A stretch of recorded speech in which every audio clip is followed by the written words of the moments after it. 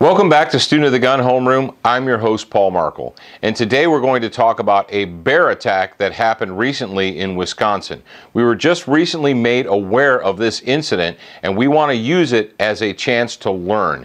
Now, the title of the story that we found on Fox News was, "Wife Who Can't Load Shotgun Uses It as Club to Fight Off Bear." That's never a good way to start the story. We watched the video, and what we discovered was that the man in question was living out in the county, out in the woods, in a cabin with his wife and a golden lab. He hears the golden lab barking ferociously. He goes outside, and what does he see? He sees that the lab is at the end of a driveway, and there's a black bear who's charging his dog. He runs out, waving his arms to scare the bear away. Guess what? The bear doesn't get scared, it turns on him. And in the interview, the man said that he tried to get back in the house. He turned his back on the bear. The bear attacked him, pushed him on the ground, and began attacking, clawing, biting him. And he stated in the video that he was angry that this was happening to him and that he wished he would have had a gun. Well, his wife comes out of the house with a shotgun, but she doesn't know how to load it. So she uses the gun as a club, hits the bear in the head, it releases the husband, they both flee and go inside of the cabin, lock the door. Does the bear leave? No, the bear doesn't leave. It continues to try and get into the house, walks around the house, tries to get in. They dial 911.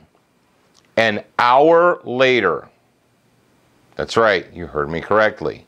1 hour later, according to the news story from Fox, a sheriff's deputy showed up, found the bear still trying to get in the house, shot and killed it, and now the bear is being examined to find out whether it was rabid or what have you. So what do we know based on this situation?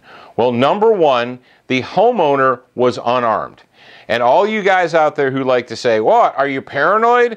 Why should I carry a gun when I'm in my house? Maybe when I'm away from my home, but I'm not that crazy or paranoid that I would want to keep a gun on me when I'm actually just in my house." Well, if the glass breaks, the dog barks, your wife screams, the first instinct is to run and see what the problem is. Well, you find out what the problem is, and maybe it's a problem that needs to be dealt with a firearm. But here you are, outside of your house, the gun is inside of your house. You say, "Well, he would have only had a handgun." Okay, I'd rather have a gun than no gun. And B, teach your wife how to load your guns. For Pete's sake, your wife is your partner in home defense, or your husband is your partner, if you're a wife out there, in home defense. Do you think all of the adults in the house should know where the loaded guns are or know how to load the guns? Maybe. What else did we learn? Well, they live out in the country.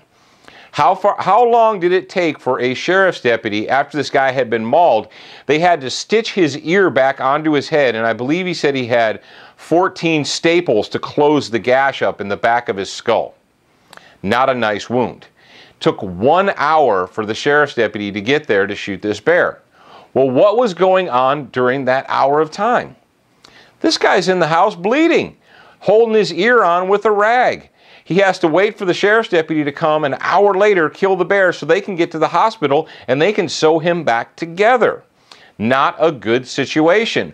What if this guy would have had a life-threatening wound where he would have needed immediate medical attention, taken to the hospital right now?